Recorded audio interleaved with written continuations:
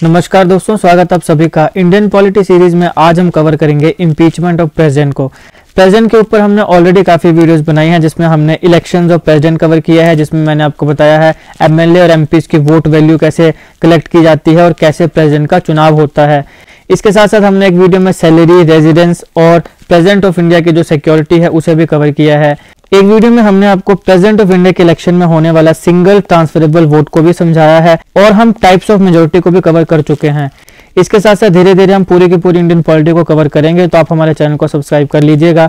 आज इस वीडियो में हम करेंगे इम्पीचमेंट ऑफ प्रेसिडेंट, आसान शब्दों में कि प्रेसिडेंट ऑफ इंडिया को रिमूव कैसे किया जाता है। तो इस वीडियो में हम देखेंगे कि प्रेसिडेंट ऑफ इंडिया को रिमूव कैसे किया जाता है, पूरी की पूरी क्या प्रोसेस है। इसके साथ साथ हम देखेंगे कि कौन से ऐसे ग्राउंड्स हैं जिन ग्राउंड्स के ऊपर प्रेसिडेंट ऑफ इंडिया को इम्पीच किया जा सकता है। तो चलिए शुरुआत करते हैं। देखिए, जब हम प्रेसिडेंट ऑफ इंडिया के इम्पीचमेंट की बात करते हैं तो सबसे पहले सवाल आता है कि कौन से आर्टिकल में प्रेसिडेंट ऑफ इंडिया की इम्पीचमेंट के बारे में जिक्र है। तो सबसे पहले याद रखिएगा आर्टिकल 61 वो आर्टिकल है जो बात करता है प्रेसिडेंट ऑफ इंडिया के इम्पीचमेंट की। जब मैंने आपको प्रेसिडेंट ऑफ इंडिया के इलेक्शन पढ़ाए थे, उसकी वीडियो आपको डिस्क्रिप्शन बॉक्स में मिल जाएगी। उसमें मैंने आपको बताया था ओथ के बारे में। तो प्रेसिडेंट ऑफ इंडिया की ओथ होती है आर्टिकल 60 के अंडर। इसको याद रखने का मैंने आपको ट्रिक बताया था कि स से याद रखिएगा, स से आपके पास आ जाएगा 60 और स से आपके पास आ जाएगा शपथ।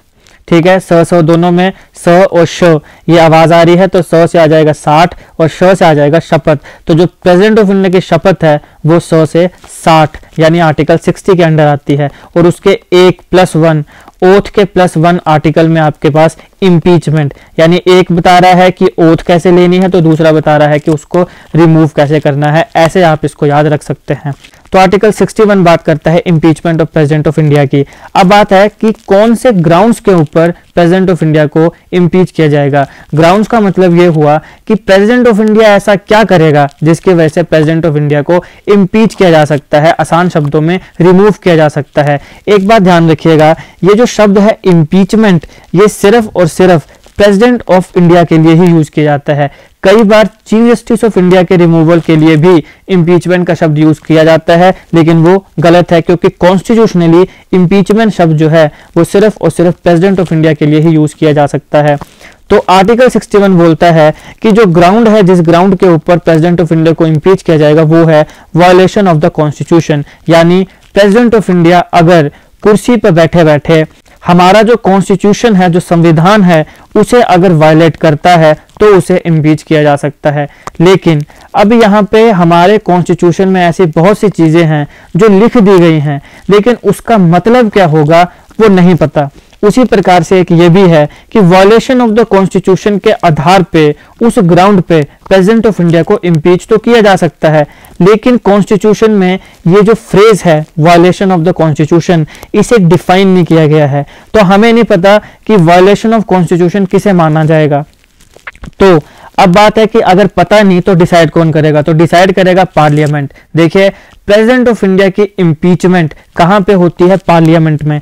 अब पार्लियामेंट के आप सब जानते हैं दो ऑर्गन्स होते हैं, लोकसभा और राज्यसभा। तो ध्यान रखिएगा कि जब हम प्रेसिडेंट ऑफ इंडिया के इम्पीचमेंट की बात करते हैं तो वो पार्लियामेंट के किसी भी हाउस में उसकी स्टार्टिंग इनिशिएशन हो सकती है। यानी प्रेसिडेंट ऑफ इंडिया की इम्पीचमेंट लोकसभा से भी स्टार्ट हो सकती है, राज्यसभा से भी स्टार्ट हो सकती है, लेकिन वोटिंग तो दोनों में ही होगी।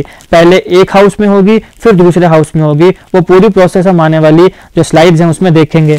तो आसान शब्दों में कि पार्लियामेंट जो है वहां पर ही जो प्रेसिडेंट ऑफ इंडिया की इम्पीचमेंट है वो हो सकती है। और पार्लियामेंट के जो दो हाउस है, लोकसभा और राज्यसभा, उन दोनों में किसी भी हाउस में प्रेसिडेंट ऑफ इंडिया की जो इम्पीचमेंट का जो रिजोल्यूशन है या इम्पीचमेंट की प्रोसेस है उसको स्टार्ट किया जा सकता है। तो अब लोकसभा और राज्यसभा में जब इसको स्टार्ट किया जाएगा तो वहां पे जितने भी पार्लियामेंट के मेंबर्स हैं वो सारे वोट देंगे।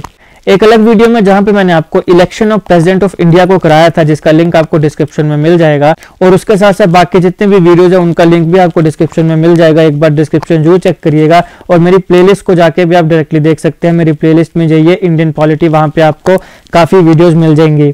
तो election of president of India में मैंने आपको बताया था वोट वैल्यू। मैंने आपको कहा था कि यहाँ पे एक इलेक्टोरल कोलाज बनाया जाता है। उस कोलाज में होता है आपके पास इलेक्टेड मेंबर्स ऑफ पार्लियामेंट, जो इलेक्टेड है, ध्यान रखिए elected members of state legislature जो आपके एमएलएज हैं, और elected members of union territory of Delhi and Puducherry, ये सारे के सारे पार्ट लेते हैं elections of president of India में।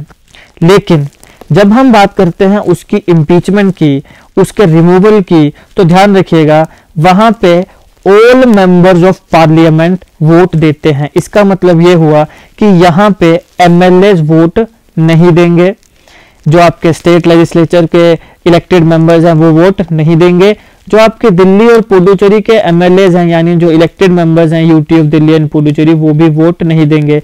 कमेंट बॉक्स में आप मेरे को बताओ कि elected members of union territory of Delhi and Puducherry इनको कब से इलेक्टोरल कोलाज में जोड़ा गया, पहले ये नहीं थे। एक अमेंडमेंट है जो मैंने आपको elections of president of India वाली वीडियो में भी बताई थी, जिसके तहत इनको ऐड किया गया था। कमेंट बॉक्स में इसका आंसर बताइएगा और वीडियो को जरूर देखिएगा जो मैंने आपको लिंक डिस्क्रिप्शन में दिया है। अब ध्यान दीजिए, जब हम बात करेंगे इम्पीचमेंट यानी removal of president of India की, तो वहां पे ऑल मेंबर्स ऑफ पार्लियामेंट यानी बोथ इलेक्टेड प्लस नॉमिनेटेड, यहाँ पे एमएलए कोई वोट नहीं देगा, किसी भी स्टेट लेजिस्लेचर का जो इलेक्टेड मेंबर है यानी एमएलए है वो वोट नहीं देगा।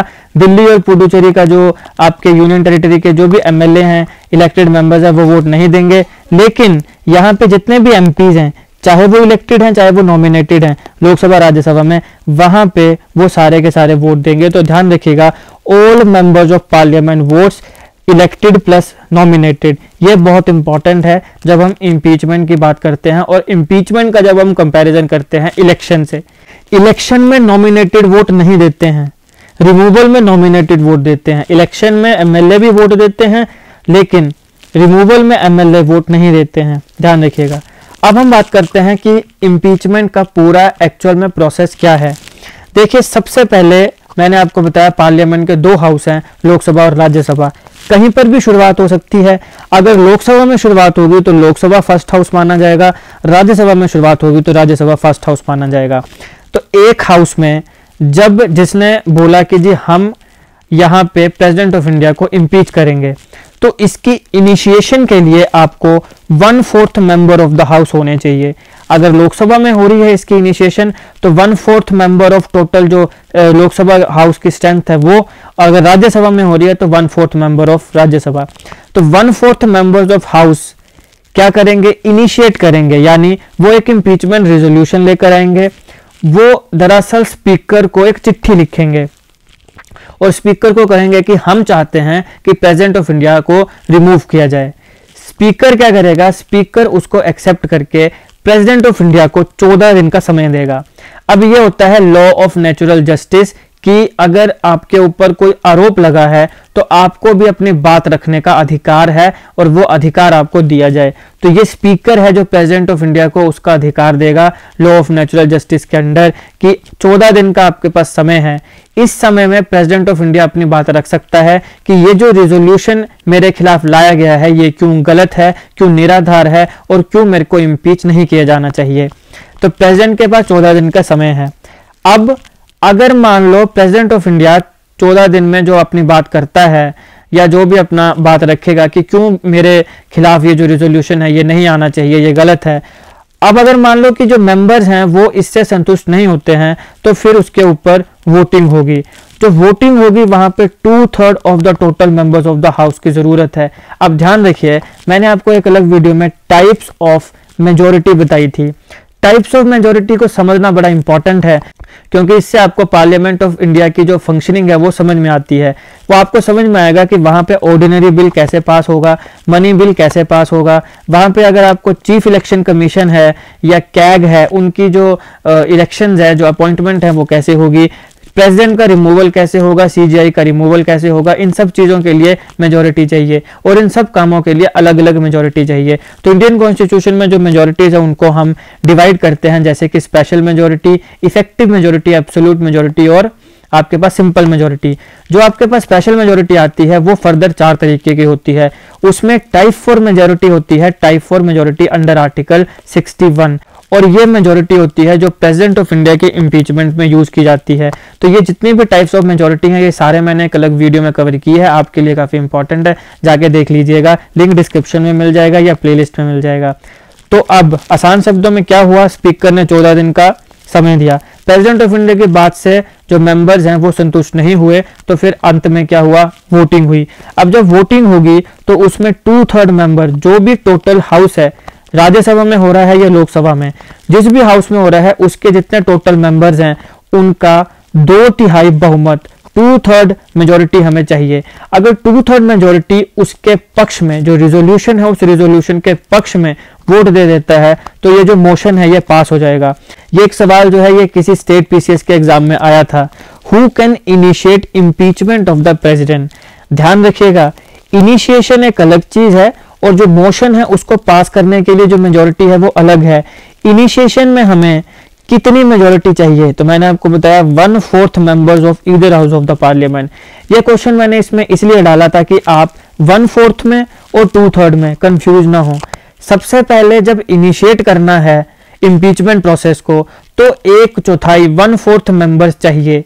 फिर स्पीकर के पास जाएगा, वो स्पीकर को बोलेंगे कि हमें प्रेसिडेंट ऑफ इंडिया को इम्पीच करना है। स्पीकर ने 14 दिन का समय दिया, प्रेसिडेंट ऑफ इंडिया ने अपनी बात कही लेकिन वो संतुष्ट नहीं हुए मेंबर्स। फिर वोटिंग होगी, जब वोटिंग होगी तब हमें 2/3 बहुमत चाहिए, 2/3 of total members of the house चाहिए। इनिशिएशन में 1/4 चाहिए, तो इस क्वेश्चन का राइट आंसर जो है वो है ए, 1/4 members of either house of parliament. अब ध्यान दो, either house of parliament, either Rajya Sabha और लोकसभा, जहां पर भी इनिशिएशन हो रही है। तो क्या बात हुई कि 1/4 तो चाहिए इनिशिएशन में। फिर प्रेसिडेंट ऑफ इंडिया ने अपनी बात रखी और उसकी बात से संतुष्टि नहीं हुई तो वोटिंग हुई।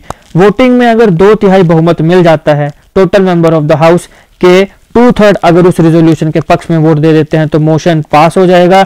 और अब एक बार जब एक हाउस में मोशन पास हो गया तो अब वो दूसरे हाउस में जाएगा।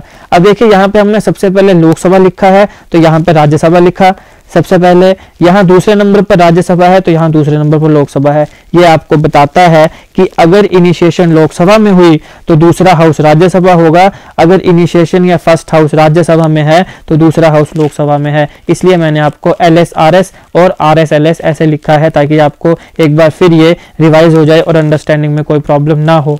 अब फर्स्ट हाउस में जो काम होना था वो हो गया। अब चलते हैं सेकंड हाउस में। फर्स्ट हाउस में जब मोशन पास हो गया और सेकंड हाउस में जब ये मोशन पहुंचेगा तो यहां पर इस मोशन को इन्वेस्टिगेट किया जाएगा। अब ये जो चार्जेस हैं, यानी जो भी आरोप लगाए गए प्रेसिडेंट ऑफ इंडिया के ऊपर फर्स्ट हाउस के द्वारा और जो पास भी हो गया रिजोल्यूशन, सेकंड हाउस में उन सारे के सारे चार्जेस के ऊपर या उन सारे के सारे जो आरोप हैं उनको इन्वेस्टिगेट किया जाएगा। तो इन्वेस्टिगेट कौन करेगा? सेकंड हाउस जो है वो इंक्वायरी कमेटी बनाएगा। ये इंक्वायरी कमेटी इन्वेस्टिगेट करेगी जितने भी चार्जेस, जितने भी आरोप प्रेसिडेंट ऑफ इंडिया के ऊपर लगाए गए हैं।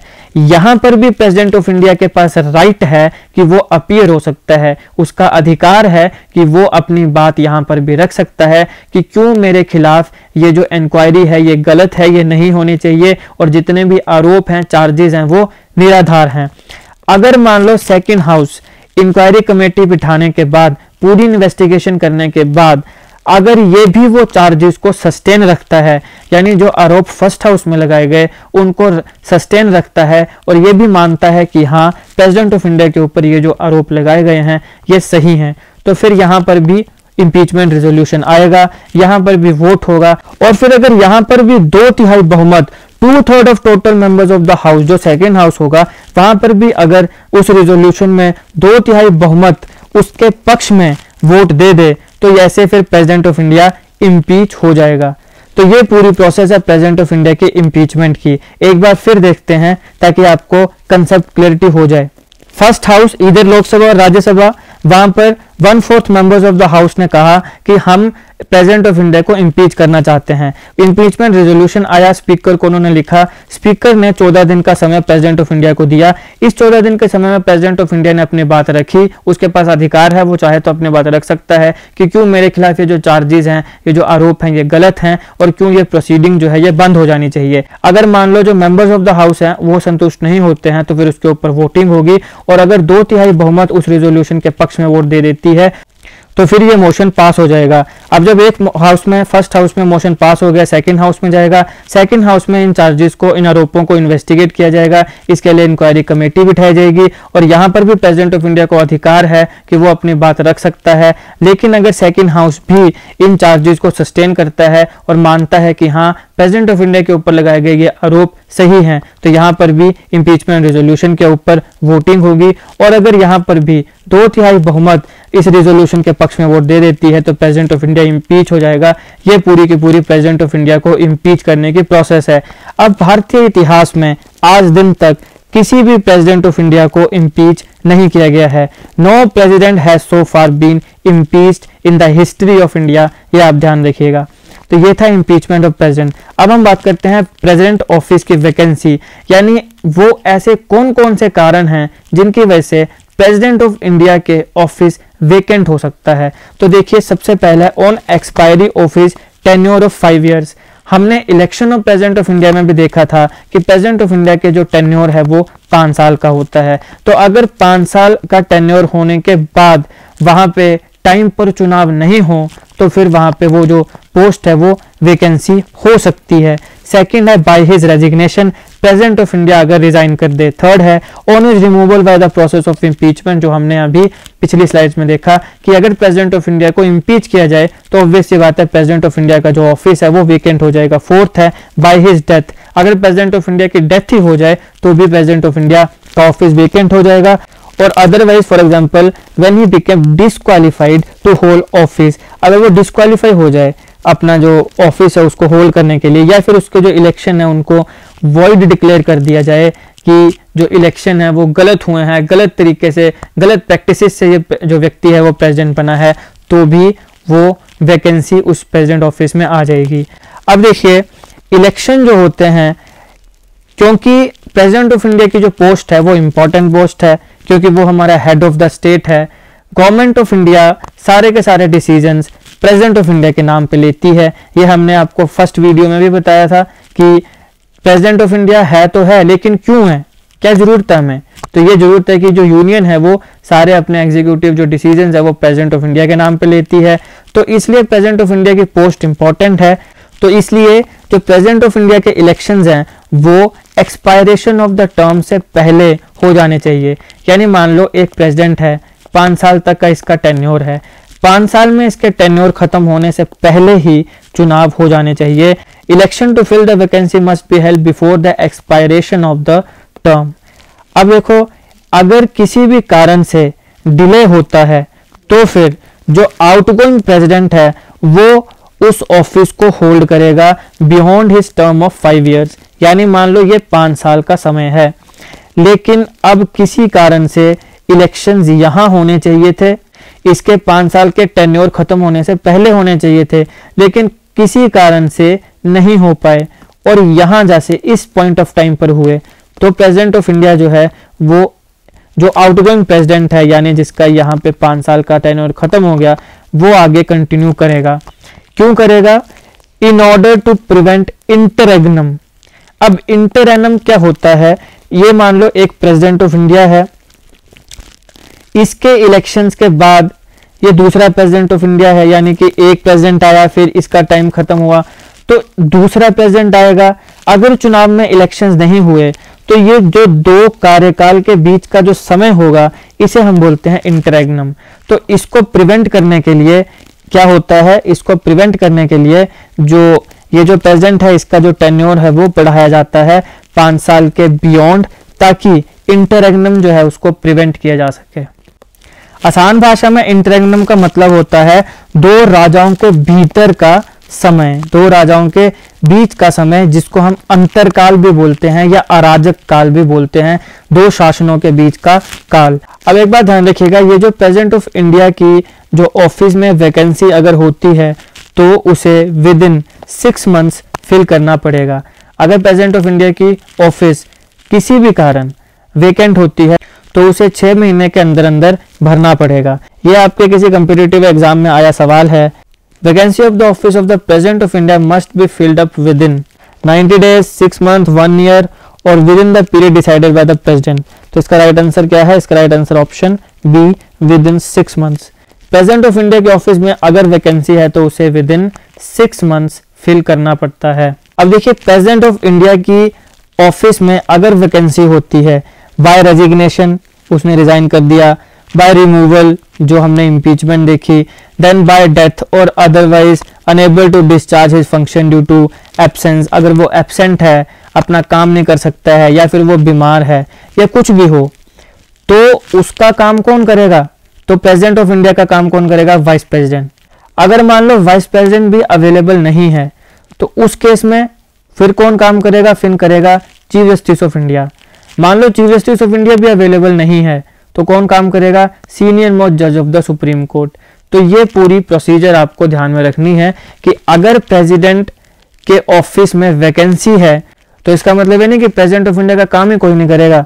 तो अगर रेजिग्नेशन, रिमूवल, डेथ या कोई भी कारण है, अगर वो एब्सेंट है, अगर वो ऑफिस वेकेंट है, तो उसका काम वाइस प्रेसिडेंट करेगा। वाइस प्रेसिडेंट भी अगर अवेलेबल नहीं है तो चीफ जस्टिस ऑफ इंडिया करेगा। चीफ जस्टिस ऑफ इंडिया भी अगर अवेलेबल नहीं है तो सीनियर मोस्ट जज जो होगा सुप्रीम कोर्ट का वो करेगा।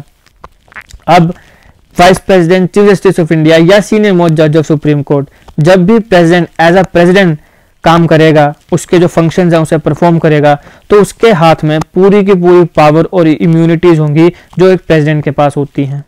इसके साथ साथ जितने भी इमोल्यूमेंट, अलाउंस, प्रिविलेजेस पार्लियामेंट के द्वारा प्रेसिडेंट ऑफ इंडिया को मिलते हैं, वो सारे के सारे उन लोगों को मिलेंगे जो प्रेसिडेंट ऑफ इंडिया के काम को कर रहा है, चाहे वो वाइस प्रेसिडेंट हो, चाहे वो सीजीआई हो, चाहे वो सीनियर मोस्ट जज ऑफ सुप्रीम कोर्ट हो। जितने भी इमोल्यूमेंट हैं, अलाउंस हैं, प्रिविलेजेस हैं, पावर्स हैं, इम्यूनिटीज हैं प्रेसिडेंट की, वो सारी की सारी उन्हें मिलेंगी। अब सवाल है कि क्या भारत के इतिहास में ऐसा कभी हुआ है कि प्रेसिडेंट की जगह वाइस प्रेसिडेंट ने काम किया हो, वाइस प्रेसिडेंट की जगह सीजीआई ने काम किया हो? क्या ऐसा कभी हुआ है? तो बिल्कुल ऐसा हुआ है। हमारे प्रेसिडेंट थे डॉक्टर जाकिर हुसैन। मई 1969 में डॉक्टर जाकिर हुसैन की डेथ हो जाती है, तो प्रेसिडेंट की पोस्ट वेकेंट होगी। कौन प्रेसिडेंट का काम करेगा? Vice president. तो उस समय हमारे वाइस प्रेसिडेंट थे वीवी गिरी, जो प्रेसिडेंट बने, एक्टिंग प्रेसिडेंट। लेकिन कुछ समय के बाद वीवी गिरी साहब ने अपने जो वाइस प्रेसिडेंट की पोस्ट है उससे रिजाइन कर दिया, क्योंकि उन्होंने प्रेसिडेंशियल इलेक्शन में लड़ना था। और ये रिजाइन करना क्यों जरूरी है, ये हमने election of president of India में कवर किया है। तो अब वाइस प्रेसिडेंट की पोस्ट भी वेकेंट होगी। तो अब यहाँ पे हमारे chief justice of India M Hidayatullah ji ने ऑफिशिएटिंग प्रेसिडेंट के तौर पे काम किया 20 जुलाई 1969 से 24 अगस्त 1969। तो यहाँ पे एक बड़ा इंपॉर्टेंट सवाल है, which of the following chief justice of India serve as the acting president of India for some time? भारत के ऐसे कौन से चीफ जस्टिस ऑफ इंडिया थे जो कुछ समय के लिए एक्टिंग प्रेसिडेंट भी रहे हैं? तो इसका राइट आंसर है एम हिदायतुल्लाह और मोहम्मद हिदायतुल्लाह। तो इस चीज को ध्यान रखिएगा, ये काफी इंपॉर्टेंट क्वेश्चन है। तो ऐसा होता है कि जब प्रेसिडेंट की अगर पोस्ट वेकेंट है तो वाइस प्रेसिडेंट उसका काम करेगा, वाइस प्रेसिडेंट भी अगर वेकेंट हो गया तो फिर सीजीआई जो है वो प्रेसिडेंट का काम करेगा। अगर मान लो सीजीआई भी वेकेंट हो जाए तो सीनियर मोस्ट जज ऑफ सुप्रीम कोर्ट उसका काम करेगा। देखिए, ये है सवाल, which of the following chief justice of India has acted as president of India? तो राइट आंसर ऑप्शन है एम हिदायतुल्लाह, मोहम्मद हिदायतुल्लाह। अब अगली वीडियो में हम देखेंगे powers of president of India. इसमें हम देखेंगे वीटो पावर, हम देखेंगे ordinance making power, executive power और जितनी भी इंपॉर्टेंट पावर्स हैं। तो ये पावर्स भी हम 2 से 3 वीडियोस में कवर करने वाले हैं, क्योंकि छोटा छोटा अगर बना के कवर करेंगे तो अच्छे से समझ में आएगा। तो अगली वीडियो में हम पावर्स ऑफ प्रेसिडेंट को कवर करेंगे। इंडियन पॉलिटी को धीरे धीरे हम पूरी कवर करने वाले हैं। तो आप हमारे चैनल को जरूर सब्सक्राइब करिएगा और आप हमारी डिस्क्रिप्शन बॉक्स या प्लेलिस्ट को जरूर चेक करिएगा, क्योंकि हो सकता है जब आप इस वीडियो को देख रहे हो तो ऑलरेडी हमने काफ़ी वीडियोस इंडियन पॉलिटी की बना चुकी हूँ। इसके अलावा हमने Indian economy, Indian geography, current affairs और जीके ट्रिक्स, साइंस, एनवायरनमेंट, काफ़ी टॉपिक्स पे वीडियोस बनाई हैं जो आपके एग्जामिनेशन की जो प्रिपरेशन है उसके लिए काफ़ी यूज़फुल होंगी। तो आप हमारी प्लेलिस्ट एक बार जरूर चेक करिएगा। ये था इस लेक्चर का एनालिसिस, जहाँ पे हमने impeachment of president of India की बात करी, पूरी प्रोसेस की बात करी, हमने ग्राउंड्स की बात करी और फिर हमने देखा कि अगर वैकेंसी हो जाए प्रेसिडेंट ऑफ इंडिया के ऑफिस में तो फिर उसको क्या किया जाता है, कितने समय के अंदर अंदर उसको भरना पड़ता है और फिर कौन उसका काम करेगा और कैसे करेगा। तो ये था इस लेक्चर का एनालिसिस। आई होप आपको वीडियो अच्छी लगी। अगर आपको अच्छी लगे तो लाइक करिएगा, शेयर करिएगा और ऐसे जीके वीडियोस के लिए हमारा चैनल सब्सक्राइब करिएगा। Thank you so much for watching.